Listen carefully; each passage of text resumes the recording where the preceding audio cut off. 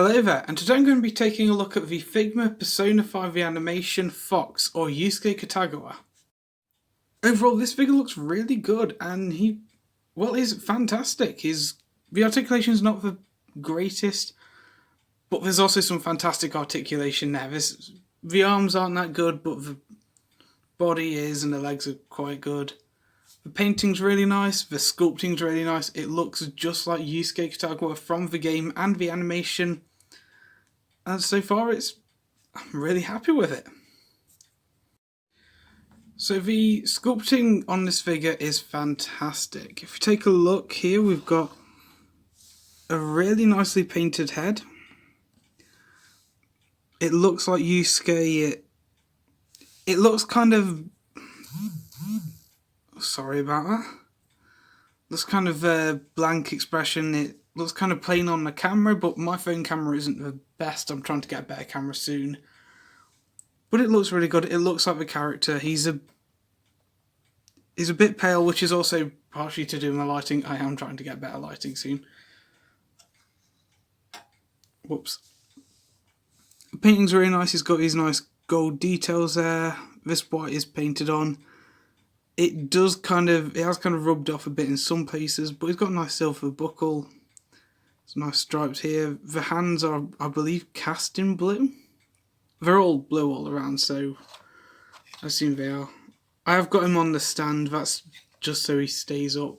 He doesn't have the biggest trouble staying up, but I prefer him to stay standing for a review.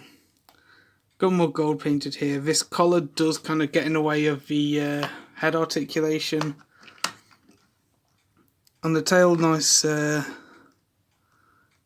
sculpted. I think the paint's a bit, for lack of a better word, globby here. But the red's nice and stands out well. And on the feet, we've got these nice, well-painted buckles. Definitely not a sloppy job. I don't know what I'm saying. Yeah, they're really well painted. I'll try and get them in focus for you. Really well painted. The white looks like straps. It could have done with like a wash on it or something, but I like the clean look as well. Got buckles on the sleeves that look nice. So they look like rivets or something. There are a few paint mishaps dotted about, but it's not too bad. Overall, it's a really nice, well done sculpt. It looks like Yusuke. I've only got a couple of issues with the paint, but overall, it's pretty damn good. So here's how he scales with the other Persona 5 figures in my collection. If you've seen the Panther review, you know this scale already. Now, taking a look at the articulation, he has up and down at the head. Further down you get the faceplate starts to come off, so that's realistically as down as you can get. And up, not how much, a bit of side to side and a rotation. It's pretty good. Arms come up, around. They do kind of pull away from the socket a bit to get a bit more range out of them. We also can move up to sit flushly, and there is, you can't see, but there's a bit of blue there. Arms come just past 90, which is an issue with the design of the shoulders, and those joints are massive and kind of a bit too obvious. There's a bit of a rotation here as well. Hands are standard Figma, so there's a swivel with a hinge, and you can either go in and out or up and down. Now this is the only Figma figure that I've been concerned about the wrist pegs breaking. For some reason, everything's just a bit too tight, and whenever I swap out the hands, I feel like the pegs are going to break on me for this figure. I don't know if it's mine or could be a full thing issue with this figure, but so far it's an issue. It's not a big issue, but it's still there. Torso, we've got a bit of a side to side. We've got all the way forward, which is fantastic, and a bit back. We have a bit the waist here, rotation, so we've got even more forward. That's his hair gone. Apologies for this. A bit of side to side, and this, because he has the drop down hips, and this can drop down the hips, and this crotch piece will often come with it, which will allow for a massive bend. Right, you do get a gap, but this is also, the belt is also somewhat hinged, so you can kind of cover that up a bit and just hope it stays up and get some nice hyper-extended poses. Legs, if we pull up and push this up, we get, because this is soft, it does move out of the way, we get out. Back, get quite a bit more back, because this is soft plastic, it does move out of the way, and we get a nice, lovely spread. Push that back in. Legs, we have just past 90. Ankles forward and back, and a slightly limited rocker, and a toe bend. So overall, this articulation scheme is really good. So now we take a look at the accessories. He has his fox mask. Try and get a good look at that. It's nice, really nice painted detail.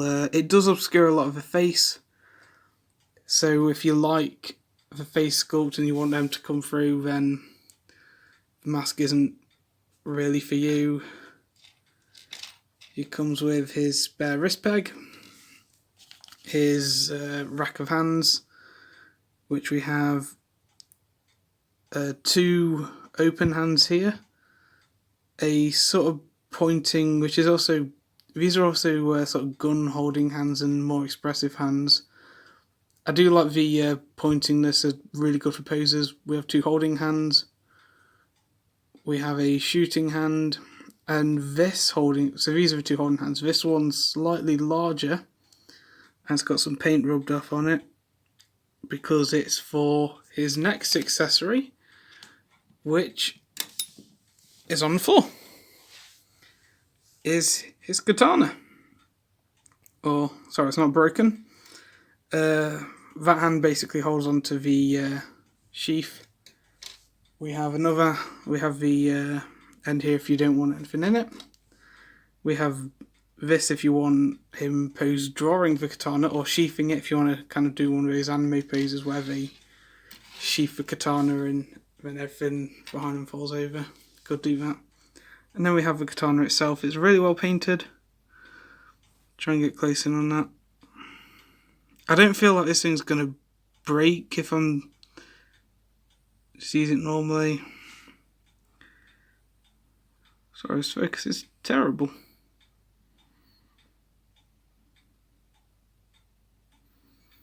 See a nice painted red, painted gold, and the silver paint on the blade. I honestly can't see any issues with the painting here. There's no kind of rush job looking. If this was a standard retail figure, there'd be an obvious rush on there and obviously kind of paint everywhere. Or I don't think it would be painted that well. I'm not being snobbish or anything, it's just this is a more expensive figure. It's around 60 quid, so obviously it's going to be better quality. We have this assault rifle, which I would have liked some silver paint on it.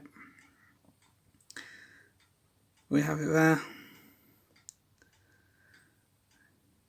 It's quite nice. It's very kind of modern military. Reminds me of my Battlefield 4 playing days. We have the fan that I looked at in the Antikamaki review, or Figma Panther. So if you want to know more about that, watch that. Same with this stand it comes with. And it also has instructions and the bag. Cock. But I talk more about them in the other reviews, so if you want to look at them, there's the Figma Queen and Figma Panther videos. Finally, which I think are the best accessories, is his faceplates. We have one which is kind of like smirking off to the side, which is my favourite. And then we have him looking off at the same side, just on the floor. Just kind of annoyed. Overall, for accessories, it's a really good assortment. So overall, if you ask me if you'll pick this figure up or not, I'd say definitely yes. It's really good if you like Persona 5, if you're a Figma collection, if you just love the design of a character and you are willing to spend around 60 quid on this figure, I'd say no more. If you see it around 20, it's too good to be true, don't buy it. It's a fake rip-off. But yeah, it's really good, definite. I'd say 7 or 8 out of 10. So 7 or 8, so 7.5. It is my kind of standard running for Figma, like 7.5. Oh no, I'd say they're all around an 8 out of 10. They could be better, they could be a lot worse. But honestly, great value for money, definitely worth picking up. So if you remember to like, comment and subscribe, it would be greatly appreciated, and thanks for watching.